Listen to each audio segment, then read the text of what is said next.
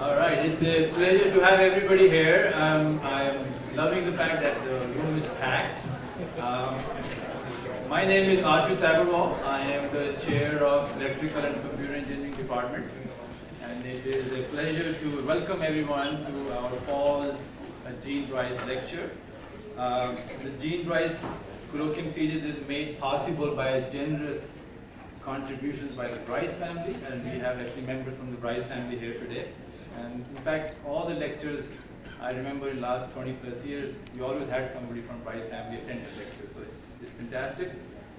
The fund was established in 1991 in memory of William E. Jean Brice, who obtained his Bachelor in Science in Electrical Engineering in 1937. And I would invite all of you to read more about Brice and his engagement with Brice, the whole family, on the ECE website. So it's great to see our alumni interact with us for such long durations. Next, I wanted to introduce our speaker of the day, Professor Muriel Medard. Muriel is what we call, when we talk to each other, we say, when we grow up, we want to be like Muriel. That's how we actually talk about Muriel. Muriel is an NEC professor of software, science and engineering in the School of Engineering in MIT, and also a professor of electrical engineering and computer science at MIT. She leads the network coding and reliable communications group, and also the chief scientist of Steinwurf, one of the companies she has co-founded. Muriel has a very, very long list of accomplishments. I'm only picking a few. I would encourage you to again read her bio online. She is a member of National Academy of Engineering, a member of German National Academy of Sciences, a fellow of US Academy of Inventors, a fellow of American Academy of Arts and Sciences, and a fellow of IEEE. She holds over 60 patents, started in multiple companies, and this morning I learned all of them are doing really well. That's a major accomplishment. Leads several professional societies, so when Muriel touches something, we know it will be done well. So we all join generally whenever she says come join. And has numerous awards for multiple papers which had a huge impact. One of the recognition, as I was reading her bio, I'm sure she will be proud of, because all professors are very proud of their mentoring achievements.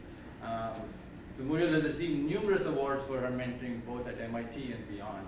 So I wanted everyone to join me in welcoming Muriel.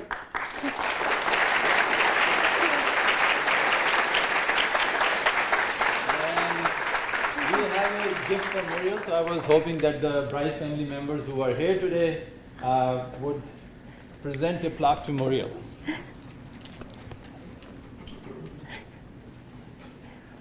Thank you. Thank you very much. Thank you. Very like it.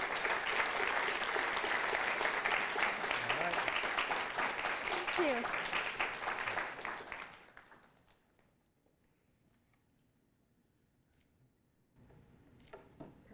My father would be so proud. Thank you very much. Thank you. Thank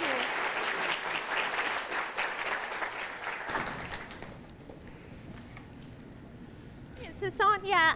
Thank you, Ashu, for such a very kind introduction. Thank you for the invitation. Thanks to the Brice family for setting this up for these opportunities. And thank you for showing up. Thanks all. I'm going to try to make it worth your while.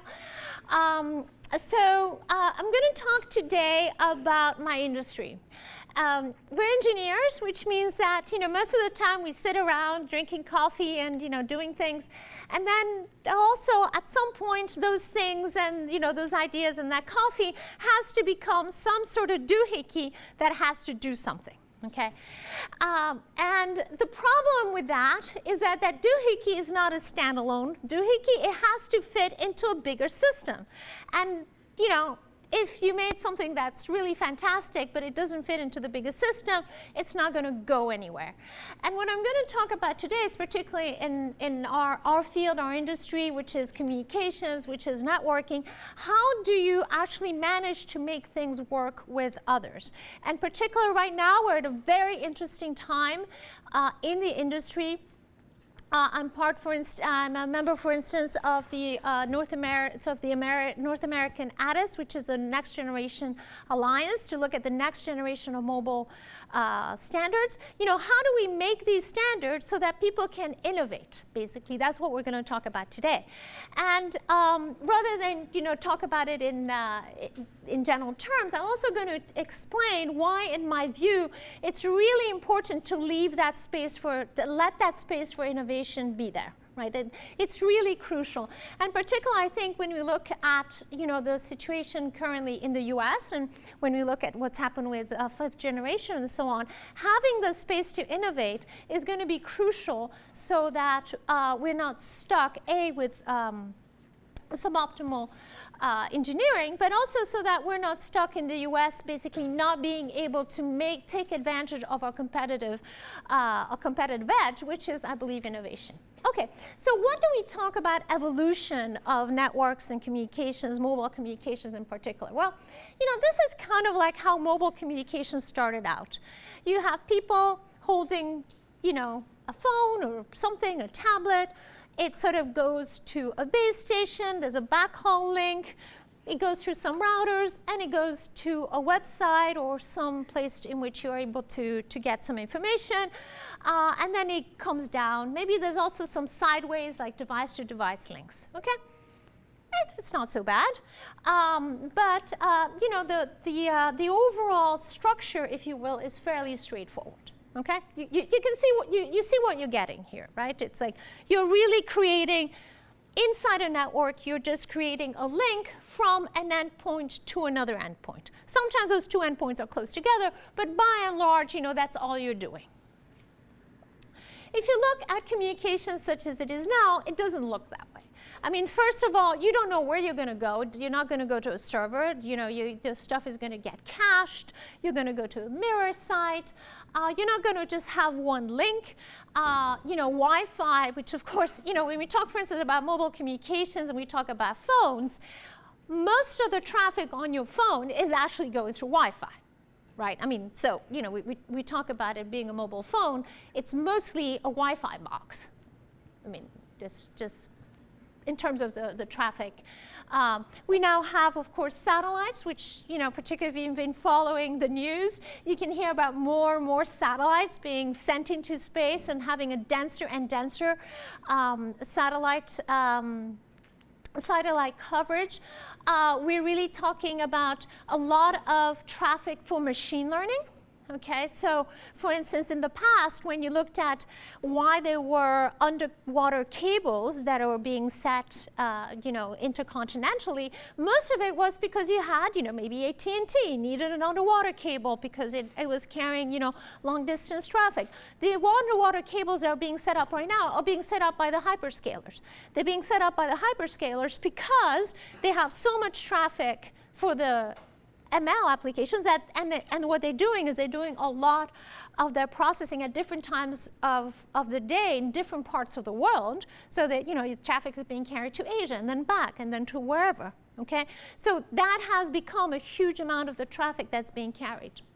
So a lot of computing. So why does this matter with respect to innovations and standards? The first thing that strikes us when we see this and when we compare it to, the original setup is this is really, really, really messy. Okay, this is messy. The idea that, one size is going to fit all, whatever you do, however clever it is, that one size is going to fit all is not reasonable. Okay, and so when people say, well, but hasn't it already been optimized? I hear this a lot. Hasn't the physical layer been optimized? Optimized for what? How would you optimize a single technology for this? And so what I'm going to do today, and this is a conversation that I have a lot as part of NGA. I'm also a member of their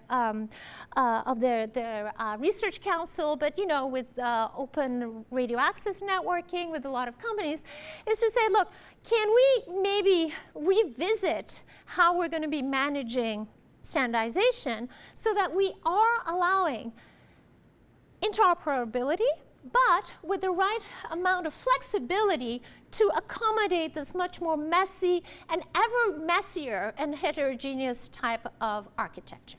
Okay, So here is my cartoon version of communications, all right? And for those of you who are communications engineers, this may look familiar. For those of you who are not, you may be thinking that you're not a, giving thanks that you're not a comms engineer. You're like, okay, now I understand why those people are grumpy, right?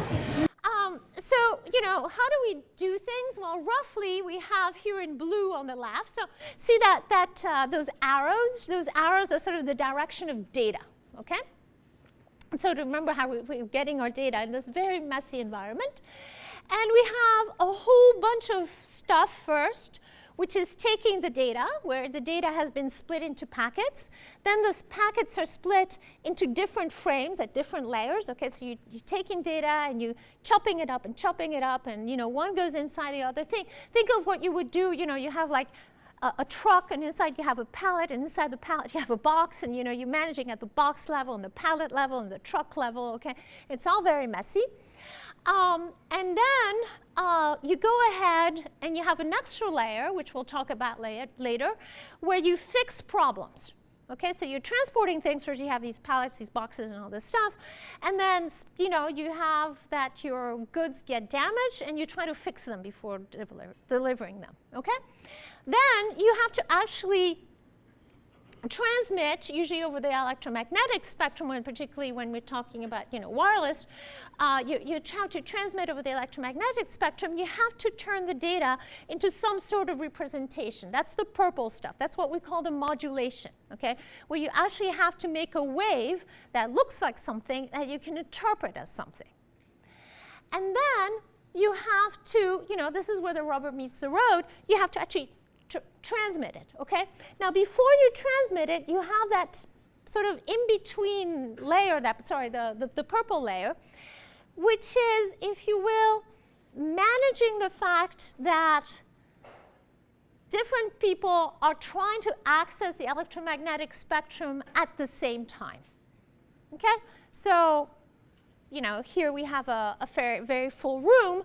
Not that I want you to encourage you to look at your stuff on the phone, but one of the ways to discourage you to look at your stuff in the phone is that probably a lot of other people might start doing the same. Suppose that there's a news alert, and then you're going to start interfering with each other, right? Because everybody's trying to access the electromagnetic spectrum. So there's that messy purple part. MUD doesn't stand for MUD, it stands for multi-user detection, but it might just as well stand for MUD because it's so messy. And then you have the part where you're actually sending it over the electromagnetic spectrum, interpreting the data as points which you're sending in the electromagnetic spectrum. Okay. All of those little boxes that I'm showing are typically are actual pieces of hardware. And actually, I'm not even showing everything. Okay, so as messy as this looks, this is actually a kinder looking architecture than most of them do. Okay, there's even more stuff, usually. So there's lots and lots of layers, and I like to call them sedimentary layers. Why sedimentary layers? Because sometimes you go, I've seen you before, like 3 generations before, and you're still there, and sometimes you're kind of bypassing it, and sometimes you can't bypass it, and you see things that, were put in there like back in the 90s for some other reason and are still hanging around, and we just keep adding more and more and more layers. So the reason I'm bringing this up is because this makes it really, really difficult to separate the different functions and try to innovate in those different functions. So what I'm proposing is to consider something different, which is the same way that we go from, some application-specific chips to sort of more generic GPUs, general processing units, to have some generic processing units, but for particular functions in this network. Now, in order to justify that, I also have to tell you what you might be able to get out of it, right? Because I'm not going to change it. If it ain't broke, don't fix it, right? So I have to convince you first that it is broken in some way, okay? That we could do better. Otherwise, we should just stay with what we are. Why not? Good enough, okay? All right. So let me start with just a couple of examples. when we use transmission, remember those packets, like those boxes that are in pallets, that are in trucks, right? So the trucks are like the packet, and then you have different framing at different levels. I send it to you, and if you didn't get it, you tell me I didn't get it, and I send it to you again. Okay, that's pretty reasonable, right? I didn't get it. Send it to me again. Now, why don't we want to do that? So that's sending it and telling me that you didn't get it and resending it is called ARQ, so automatic repeat request. Let's look at time going from left to right. Base station stands for, BS stands for base station, okay? It's just, and SS stands for subscriber station, also known as your phone.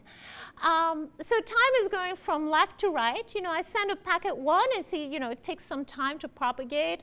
I send another packet. Some of the packets get lost. You have to resend it. Say in this case, packet 3 gets lost, so you get what's called a NAC, negative acknowledgement. You resend it. It gets through. Packet 5 gets sent. It doesn't get through the first time. It doesn't get through the second time. So you see how much time I had to spend until packet 5 got to the subscriber station. A while. Okay, so what sometimes people do is they say, okay, I'm going to do hybrid ARQ. See those 2 packet 5 that got there? Neither of them was good enough, but I'm going to munge them together using algebra, algebraic munging. We'll see later. It's called error correction. I'm going to munge them together to get a good packet. Okay, that's basically what it does. So you can see I get done faster. The other thing I could do is I could code. So instead of having these different packets, just think of them as pieces of a puzzle. And as opposed to saying, well, I need, if you have a puzzle, you cannot replace one piece of a puzzle with another, the same way that you cannot replace one packet of data with another. You see there, I say, well, you can't give me 2 green pieces. That's not going to replace my red piece, okay? Instead, what we're going to do is we're going to code them, right? These are not actually trucks carrying pallets, carrying, boxes. These are actually just numbers. Okay, so they're numbers, so you can munge them algebraically. And that looks like a messy quilt. It's actually not a quilt. Think of it as, superposition, not as sharding, but as addition, right? So I'm taking one number, which is one packet. So a packet is just a string of bits, which is a number. And I'm adding it with some coefficients to another one. So I'm making up equations from these numbers, and then when I have equations, I can undo them, right? Because if you give me k unknowns and you give me k independent equations, I don't care which equations you gave me, I can get back to the k unknowns, right? That's basically the point of equations. All right, so that's what coding does. And what we're going to do is we're going to do random linear network coding. So this is called network coding because you can do it anywhere in the network. You can take data, you can recode, right? I can take 2 equations, sum them up, and I get an equation, right? I can take 3 equations, sum them up, I get an equation, right? Equations can be combined to form new equations. So that's why it's an in-network. You can recode. So if instead of doing what we did with the ARQ, the hybrid ARQ, I just take these random linear net combinations, if I have, say, I sent 8 packets, but I have 5 unknowns, I just need the 5 unknowns of packets 1 through 5. As soon as I've received 5 equations, any old 5 equations, and a packet, by the way, is an equation, it's a degenerate equation, I'm done. Right? So now you can see I'm done faster. So remember, I'm trying to show you that things are broken. So these are some experiments we did over our base stations. We turned off, so normally in systems you have ARQ and hybrid ARQ. By the way, 5G also works this way. There's a slight variation from 4G, but basically works this way. So you can see the throughput there, and the file transfer delay. The throughput, basically, baseline would be what theoretically should be optimum. Let's put it that way. Okay, it's not the baseline what you actually get. Usually the systems have hybrid ARQ and ARQ going together. The baseline is how much you could get, but they're also losing packets, which is not good, right? You don't want to lose packets. Like, you don't want to be transmitting information to your bank and, one of the packets gets lost, and that's the packet that's said to like add something to your account, right? That you don't want that. That's not good. And you can see that the network coding gives you much, much higher throughput, and it also gives you a much, much lower transfer delay. So what did we do here? We literally just turned off. We went to base station, we turned off the ARQ, we turned off the hybrid ARQ. We just turned them off. And we replaced them with the coding that I show you there. Okay? The first time we did it, I went to somebody who will remain unnamed but had been involved in the standardization. I said, look, we did this and we got it. He's like, oh, you did it wrong. It's like, okay. So I send the students, and it's Boston. It's not like here, there's snow. I'm like, can you go out and do the experiment again? He's like, it's snowing. I'm like, no, just go, okay? So, bless his heart, he goes out, he does it, in the snow and the rain. So, guy's frozen and, wet and so on. I'm like, we're still getting the same results. It's about a 6-fold improvement. Call the colleague again. He goes, base station must not be in the right setting. We check with the manufacturer it's in the right setting. He says, oh, base station something's wrong with the base station. I was like, that's not my base station. First of all, it's my friend's base station. I have another friend in LA. Fly the students out. Now he's much happier because it's LA. And goes around, drives, same results. I call the colleague again. Like, look, these are two different. This is the same base station, but managed by two different people. He's like, still don't believe it. So at that point, I find a third friend. At this point, I have no more friends, by the way. So I find a third friend. I bum a base station of this friend, and I go back to my colleagues like, look, three differently, the same base station managed by 3 different people, and I can't do it 4 times because, like I said, no more friends. And he's like, yeah, when we were designing this, we thought there might be a problem. Like, oh, now you tell me, right? So these things really are true.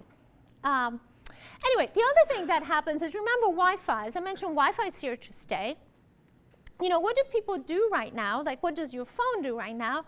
It sort of flips back and forth between the mobile system and the Wi-Fi. I mean, I don't know if you have these conversations with your phone where it goes, would you like to go to Wi-Fi? I mean, imagine if your car came and said, do you think I should be adding a little bit more, air into the mix? Why are you asking me this? You're the car. I'm driving. I have other things to do. You figure it out, right? Imagine if, your house said, I live in Massachusetts. Should I be getting a little bit of electricity from Hydro-Quebec? It's like, I don't know. You go. You get it wherever. I just want electricity. It's the same thing with the phone. It's like, I don't want to be involved. Just do it and make it cheap and just. I don't want to be involved. Right now, you have to be involved. So there are projects right now about trying to join, basically, join forces with these, between these different systems. But let's see, why are people not doing it? So one of the ways you could do it is you could split the traffic. So here, the even packets go on one side, the odd packets go on another side. The problem is, if one of them goes down, now you're stuck with only the odd packets, and that's no good. Remember, here they were the even packets were the ones that were saying to add stuff to your account, and the odd ones were, removing stuff. That was the minuses. You don't want that, right? That's not good. So what people do is they call it striping, which sounds, kind of exciting. It's repetition. It's not exciting, okay? You repeat on both of them, right? So first of all, you're wasting a lot of resources because I'm getting 2 packets 1, 2 packets 2. How is that useful? But it's not even necessarily that reliable, because if I lose packet 2 on both sides, then I have to go back and do the whole IRQ I told you about. It becomes a mess, et cetera, et cetera, et cetera. Okay, instead what I'm going to do is I'm just going to combine them, make them into equations, and I'm just going to deal with them with equations and decode them as they come along. That's it. As they come along, I just decode them. And all degrees of freedom, DOFs, everything is useful. All equations are useful. Okay, just a little picture to show you how to think of this. Repetition, which is this acknowledgement. So look at the rows. That's what I send at a particular time. Look at the columns. Those are the different packets I'm trying to send. So a little colored dot means that the packet in that column, which is the packet I'm trying to transmit, is involved in the transmission on that row. Okay, so row is time.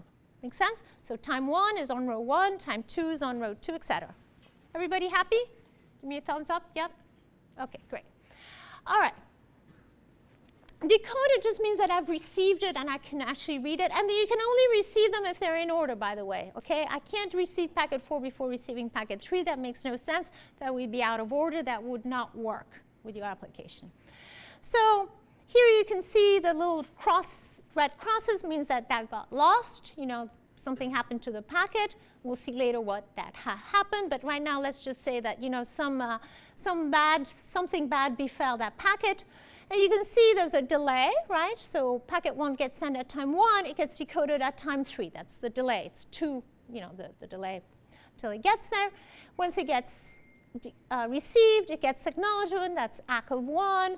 If it doesn't get received, like packet 3, there's a NAC, a negative acknowledgement, and so on and so forth. And you can see the decoded packets as they come along, right? So I cannot, even though packet 9, for instance, they're made it on line 11, I can't actually, you know, count it. I cannot put it into my accounting of packets until all the packets before 9 have also been received, right? So the problem here was packet 4 was holding everybody up.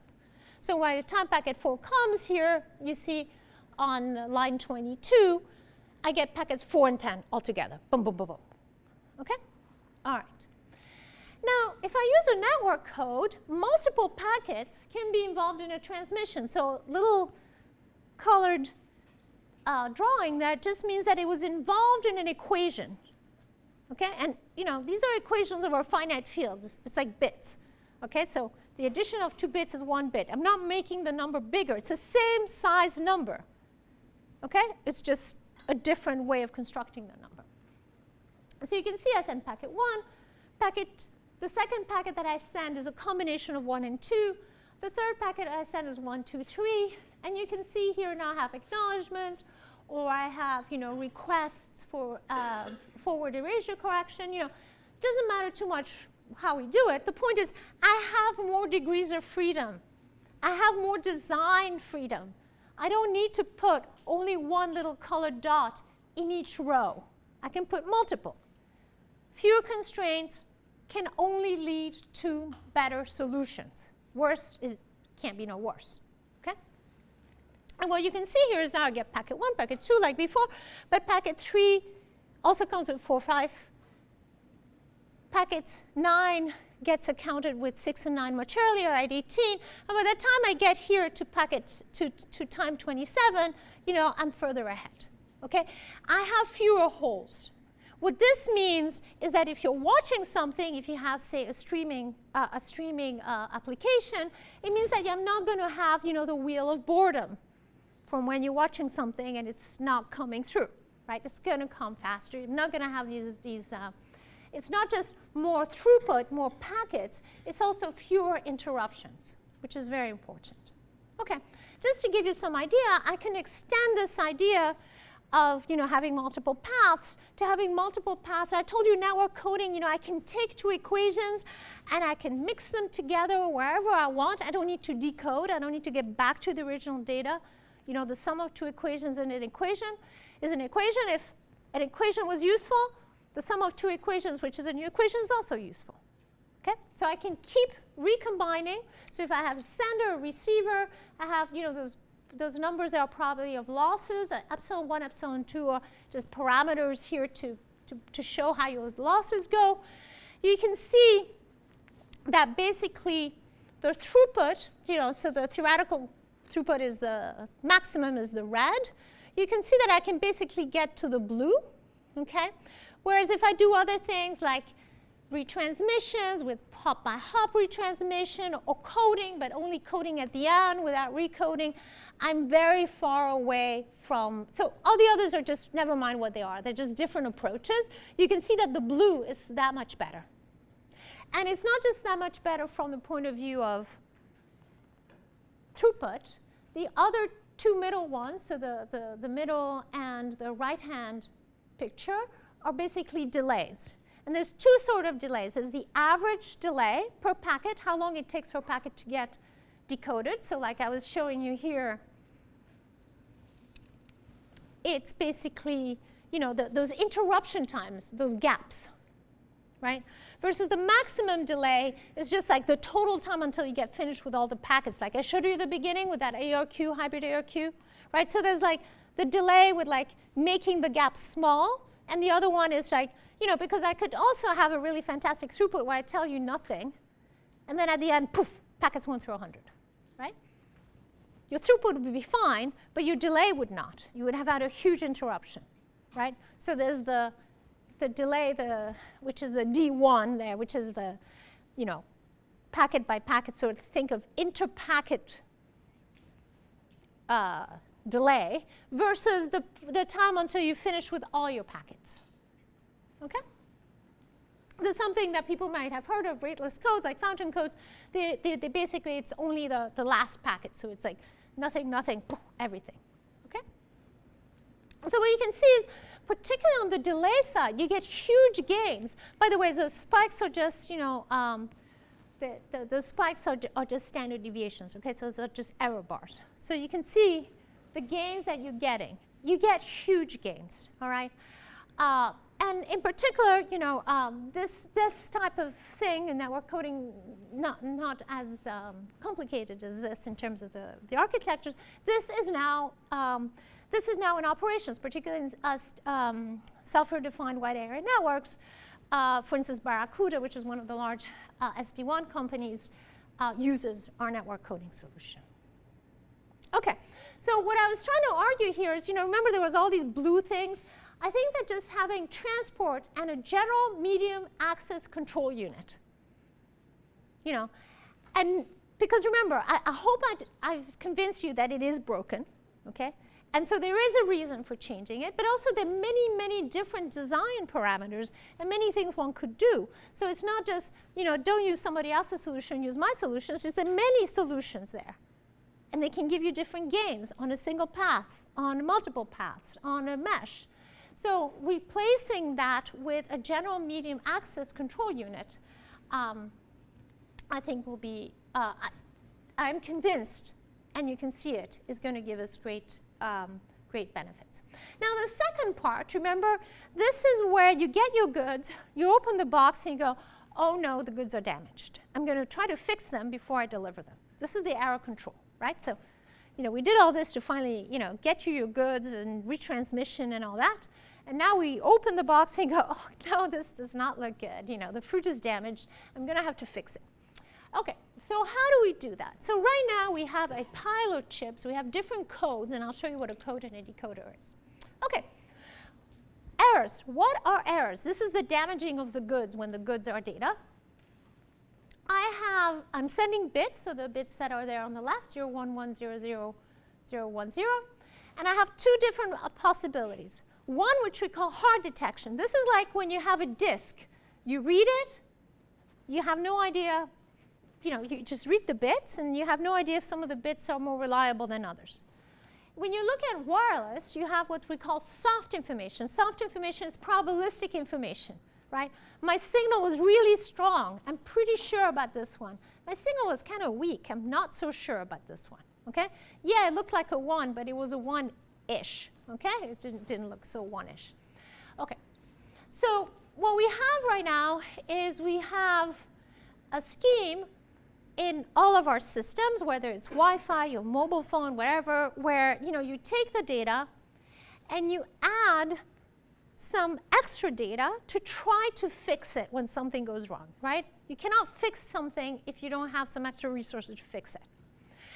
And the fixing part is called decoding. So encoding is adding those extra resources, and the decoding is the fixing part, okay? And soft information helps you to fix it because it's like you look at a, you know, you look at a bit and you go, that bit looks, you know, this is, something's wrong, and that bit looks really flaky. I'm going to, you know, maybe fix it as taking into account the information about the fact that one bit is flaky. Okay, so what does that do? So for instance, let's go to 5G. There's a standard. Why is there a standard right now in encoding and decoding? Because It's like, no, it's like you have to, the sender and the receiver have to speak the same language. So you have to agree on a language, right? So you have an evolution of coding. I talked about network codes that are generally at higher layers, transport layers that we talked about, and they're usually for erasures. Remember, I wasn't looking at packets being a bit flaky.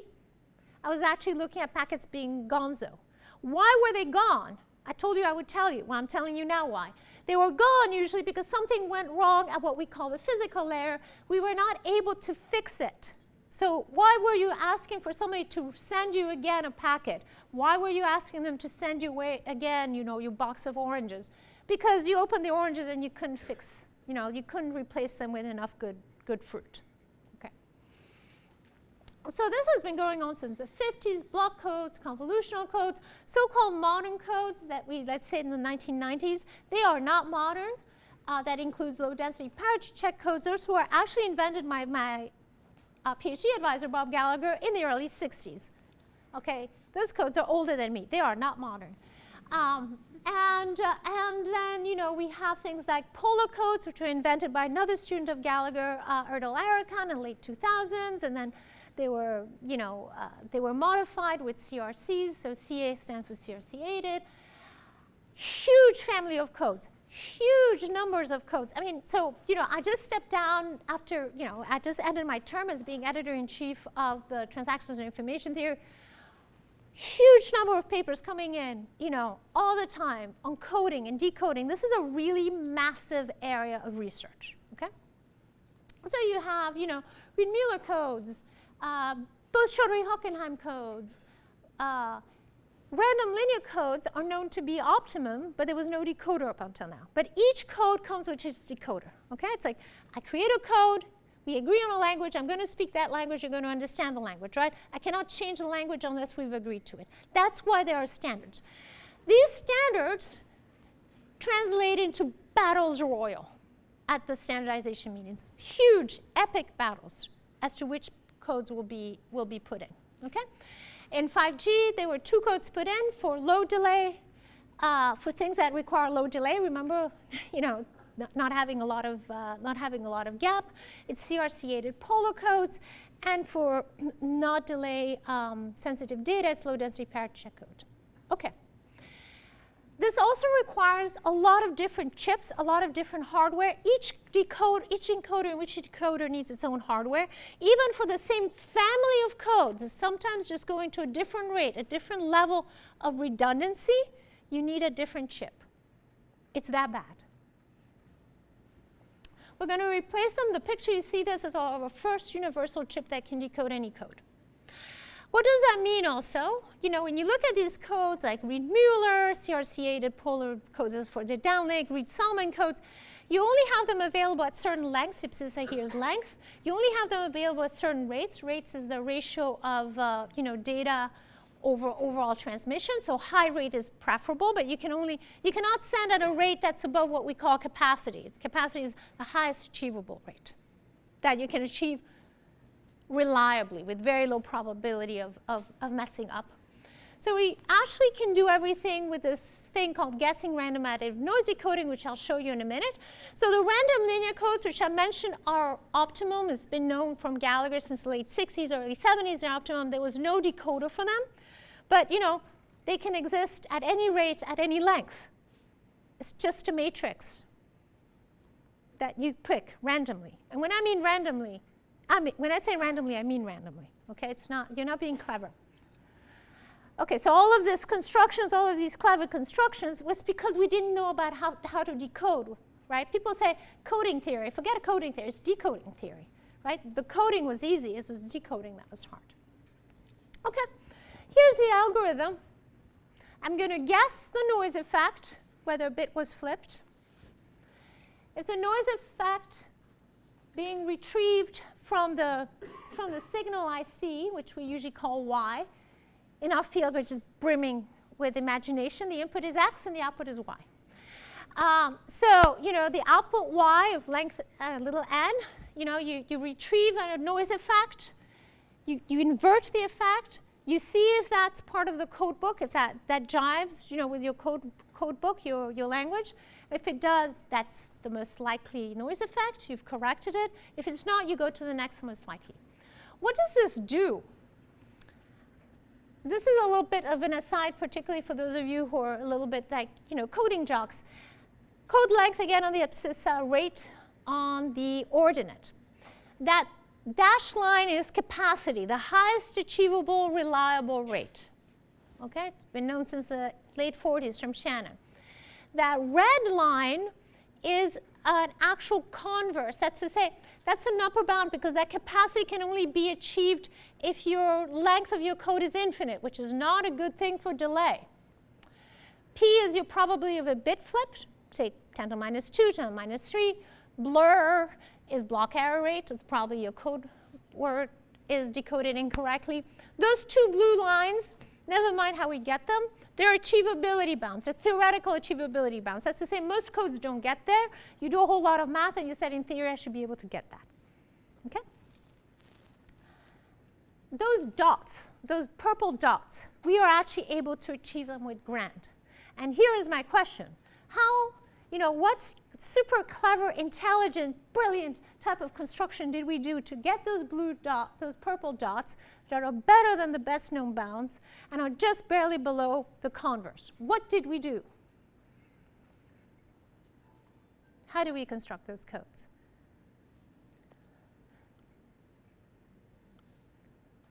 Take a guess. Yes! Very good. Randomly. And when I say randomly, I mean randomly, like literally, random generated. It's like there's nothing, okay?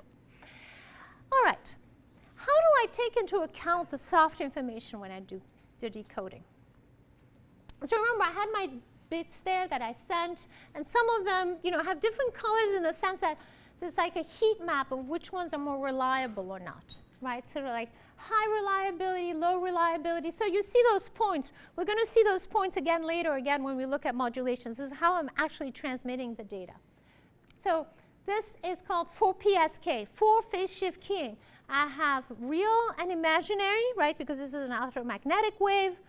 Okay, it has electromagnetic. So we have, real part, imaginary part, because I have a phase as well, which is how I go around the circle, as well as an amplitude.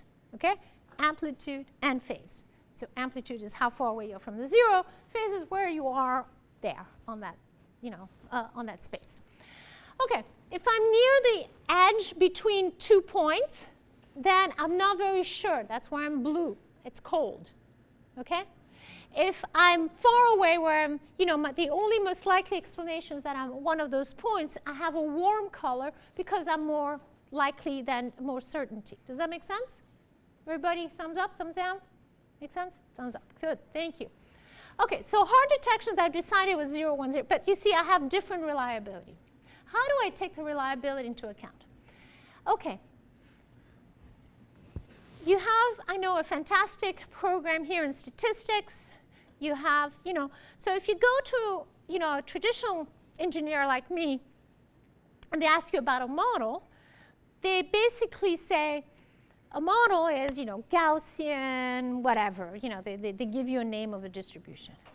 If you go to an applied statistician and say about a model, they say linear, right? It's phenomenological. They look at the phenomenon, they look at the actual data, and they go, well, the data looks like whatever, a line, a curve, right?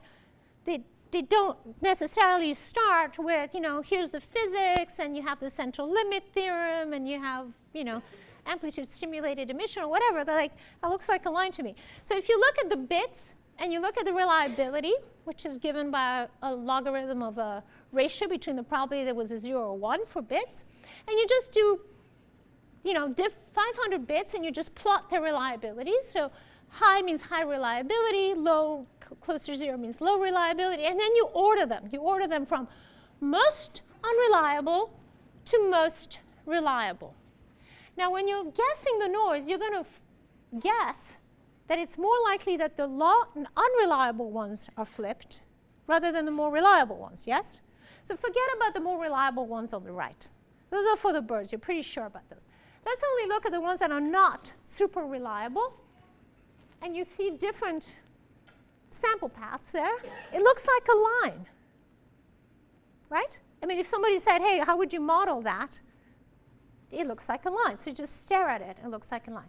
And that's what we've done for ordered reliability bit, or ordered reliability bits, guessing random additive noise in hardware.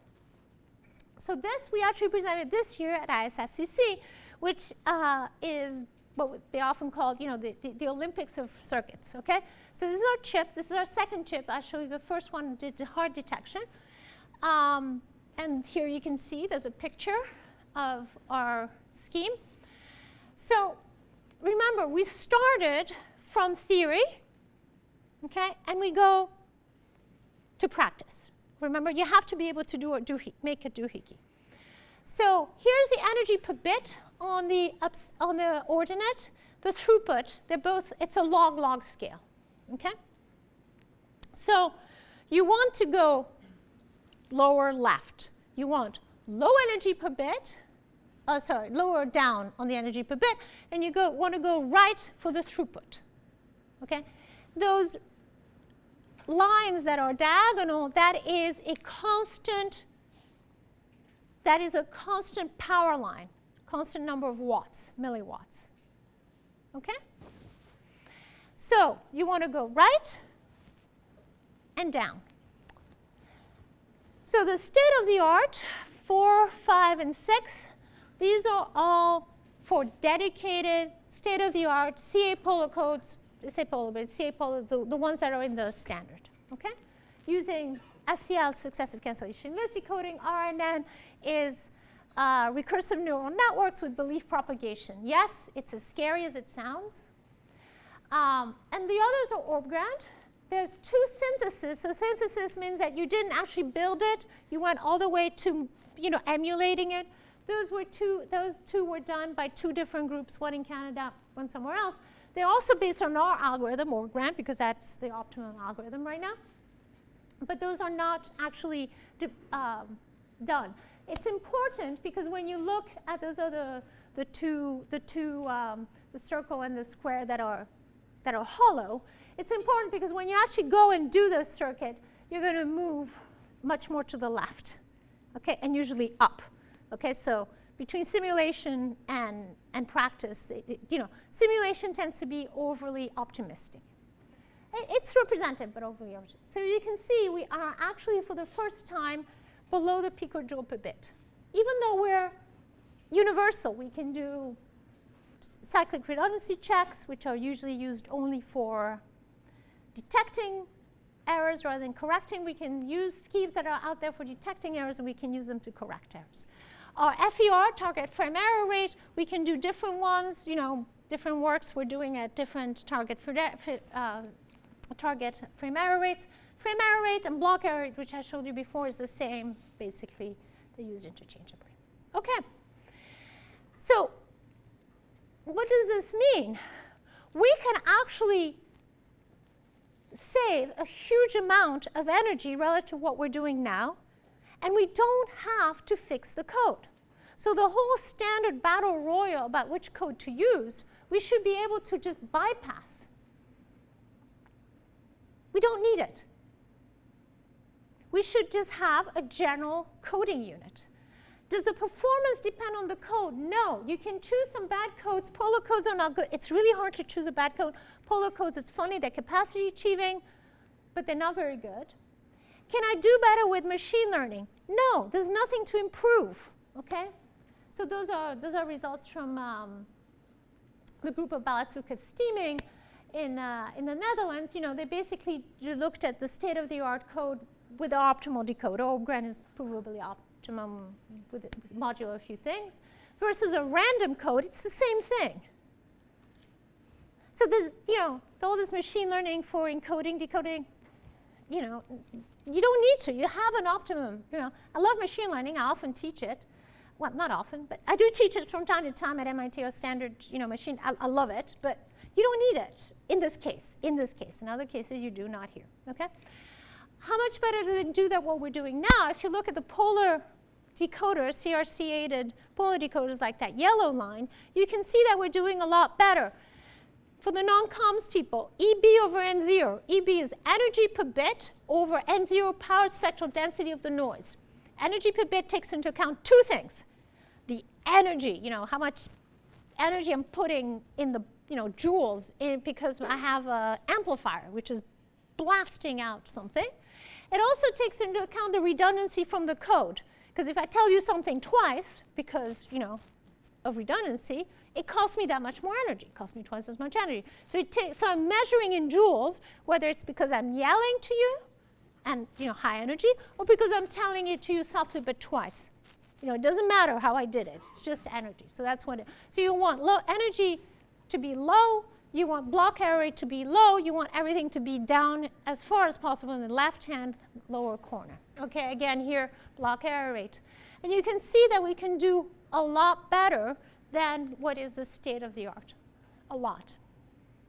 Okay. So we should have general encoding units, general decoding units. We shouldn't be having these battle royals. Now, interference management. And interference management also goes with, actually, how do we manage the channel itself? So right now, one of the things we do is we collect it as rows, we send it as columns to make noise look like it's independent, like every bit was flipped independently. But bits are not flipped independently. I just want to show you how much are we leaving. Remember that curve there on the left is as good as we want? That's what we could do if AI doesn't stand for artificial intelligence, it stands for almost asymptotic.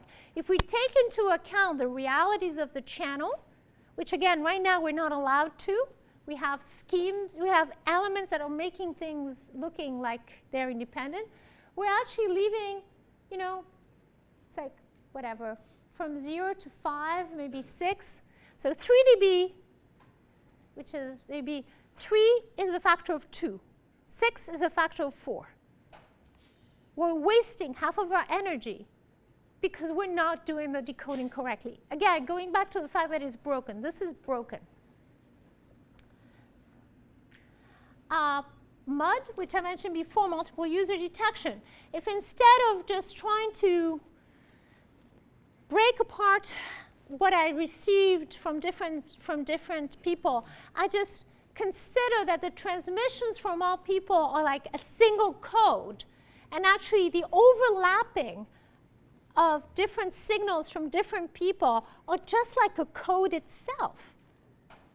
Okay, remember how I was summing up on purpose packets? Well, when I interfere with you, if I talk and you talk at the same time, we're actually, bad news is, you're a pessimist, you go, oh, we interfered. We're an optimist, you say, oh, we coded together, isn't that nice, okay? So I'm gonna go for, isn't that nice, we coded together. And if you code together, you actually get really, really big gains. I mean, again, just to give you some idea, we're getting gains which are, in this case, of over 10 dB.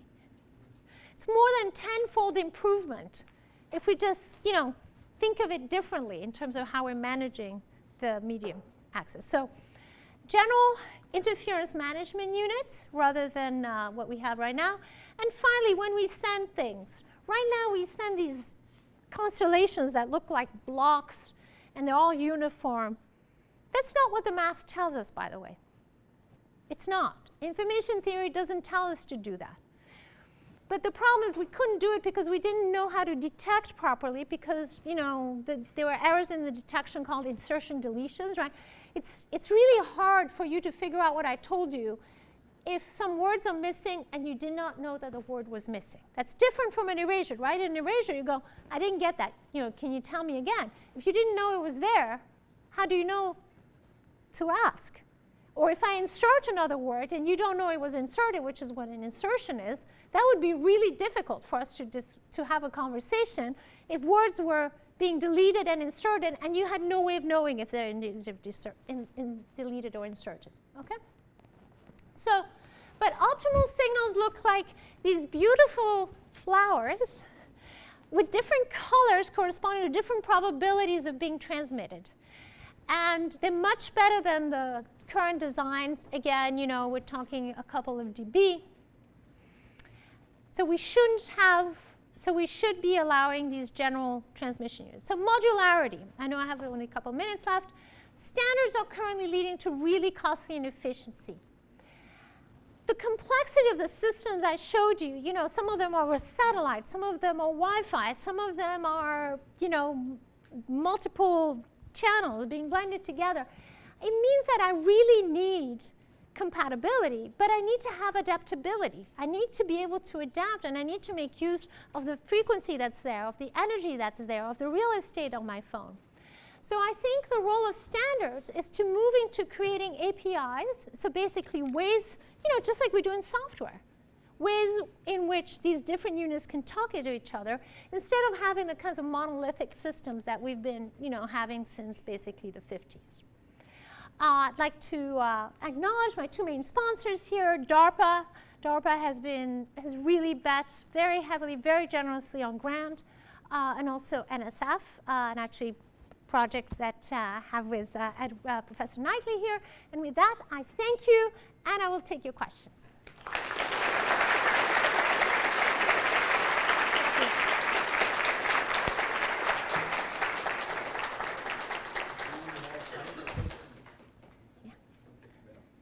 Thank you.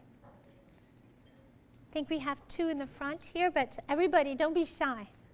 So it's really remarkable that they were not implementing network coding as far, you know, as late as the 2010s. The only rationale that I can think of from a design perspective is whether it's more conceptually difficult for the designer to handle the multi-user case when the number of users is unknown and variable. Was that sort of the rationale behind doing it that way?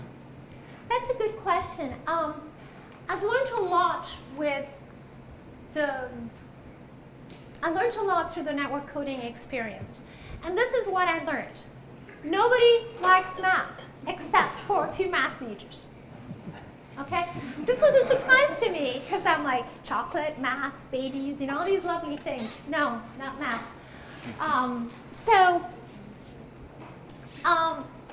It took me a while to realize you really need to give people just a solution. You're like, you know, never mind the math, never mind. You know, I was going on into Galois fields and extension fields, and, you know, people were glazing over and I was not noticing. Forget about it. Give people a solution, okay? So one of the things that's really worked out well, you know, the Ashutosh and chief scientist Sean was just say, look, here's a solution. Play with it. See what it does. So look at it again phenomenologically. Does this work for you? And, you know, who cares about the math? I've learned that. Definitely doing that with Grant. I mean, the original Grant paper, you know, is a turgid mathematical, no, it's a lovely, dense mathematical paper. You know, it's like, I'm not asking anybody to read that. I mean, that's like, if you're really into it, you can go read it, you can make, you know, but the idea is like, you know, the chip, and actually it's interesting because the algorithm is very simple. So a lot of the people in circuits, they don't care at all about the math. They're like, I can do the algorithm, I can see what it does, it's more efficient than the others, and they go and that's why other people have been implementing it. So definitely, you need the math to do the design. Nobody else needs to know. Okay, that's between you and your computer. The picture they showed at the very beginning usually showed the mess, right? Yes. And the second one was a little messier. Yes. The first one was supposed to not be messy, and it was already messy enough. Yeah. Now, in this mess, what I'm concerned about is that where is going to be the innovation coming from? Basically, back in the old days, Bell Labs were the hub of innovation, and then, you know, Nokia and others. But now with this mess, I mean, a nice mess, if I had a company that innovated in this particular area, how I'm going to convince the rest of this messy picture to adopt? You've hit it. You've hit right on the right. You've hit the nail on the head. The idea behind having APIs is that you should have a space for you to create, and then you don't have to tell other people what you did. You know, it's like I interacted with you're the module ahead of me. I interacted with you appropriately. I did whatever I did. and now I'm going to interact appropriately with the other module. What I do should be, as long as I am doing something better for some applications, I'm in. So that you don't have to convince everybody. Because actually part of convincing everybody gets back to this, you have to tell them about the math, and then they, you know, versus just going, hey, you know what? You plug in, plug out, here's the box, you know, is it doing what you want? Yes, got it, okay? So having an API, rather than having to convince somebody about, you know, you should pick this over something, you're not telling somebody to pick it over something. You say, this is what I do. If it works for you, great. And then you don't need to, you know, you still have room for these big, you know, by the way, I'm on the Bell Labs Advisory Committee, Technical Advisory Committee, so you still have room for these, for these institutions, but there's also room for others. There's more room to innovate. There's a question in the back. Yeah, so I'm not really a communications person, but this question would be, do you find any sort of inspiration in the types of software design patterns that we see in computer science, like decoupling access and having these standard things, so that way, let's say, you're like, oh, we can test a new constellation and we don't have this whole system that's like depending on things. It's like, we can just upload something new for this particular channel and, oh, look, it works great or it doesn't, and it allows things to be, I don't know, less broken if something needs to get fixed and you can update it quicker.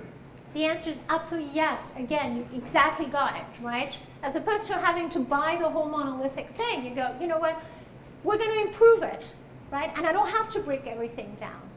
And I should have this sort of modularity. So you're absolutely right. So it's more than inspiration. It's, you know, direct influence. Yes, absolutely. Edward. Thanks for the very interesting talk. I really enjoyed it. Can I ask you a question about the standards bodies? And you mentioned the past battles with coding. Are you anticipating there will be a battle of changing their way of operating to go more towards APIs? Are you in for a battle coming up?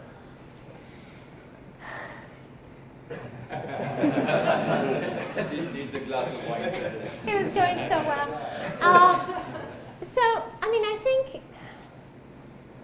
a lot of people resonate, but of course for a lot of people this is A, different, and B, maybe not in line with their own current short-term benefits, the short-term advantages, or, you know. I think, well, it's in the longer-term interest of everybody. You know, I think it is in the longer-term interest of everybody, and I think, you know, when you talk, some people go, well, but isn't it already optimized? And go, you call this optimized? You know, so the first thing I have to do is to say, this is not optimized, guys. You know, this is not even close to optimized. I'm hoping, at some point, you know, if the traditional players don't do it, somebody else will do it. And I think that that's probably what resonates more. It's like, yes, I know you want to delay it for as long as possible, but get ahead of it. That's my view. But, you know, ask me in a year or two, not in public. One more Yes. question.